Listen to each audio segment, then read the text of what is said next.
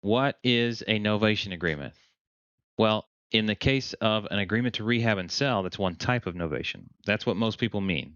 So, in a novation deal, there's a buyer and a seller, and then there's another buyer. The first buyer is usually the investor. So, an A to B contract goes from seller to buyer. But our investor buyer reserves the right to replace themselves with somebody else. Most times, when somebody says novation, they're thinking agreement to rehab and sell. It doesn't have to be exactly that, but let's go with that scenario. A and B go under contract. B reserves the right to find a party C so the contract goes from A to C. Usually that's a retail buyer bringing a new loan. A has a house that needs a little bit of work. B says, hey, I can put the money into the house. I can do the work. I can pay out of pocket because I think I can maximize the sale value of your house, Mr. A.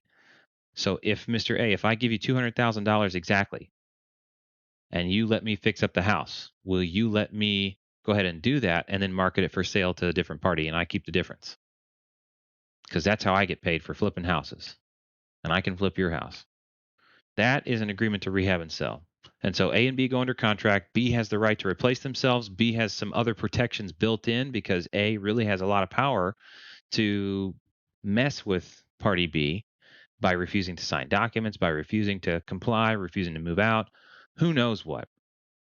In these agreements to rehab and sell, they're very dynamic situations. Each one has different questions like who's paying utilities, who's paying insurance, mortgage, when do you get access to the house? Is this only a partial rehab? What's the scope of limitations? And so party B has to have a power of attorney so that they can list it on the MLS and so that they can enter into a purchase agreement with party C. And then party A, the seller, has to go do the final documents with party C to close out the deal. So it's an A to B to C transaction. It just doesn't go A to B to close. It goes A to B and bounces straight to C. And then B keeps the difference between final sale price and initial sale price. So if the retail buyer pays 375 or 275 and the guaranteed amount to the original seller was 200, then the difference is 75,000 that party B gets to keep. But guess what? They probably spent 25, 30, $40,000 to do that. So the 75,000 is theirs to keep, except it's recouping them their initial rehab expenses and then what they have left is profit. That's a novation agreement to rehab and sell. So then one other thing, why would you want to do novation or an agreement to rehab and sell? Have you borrowed money lately?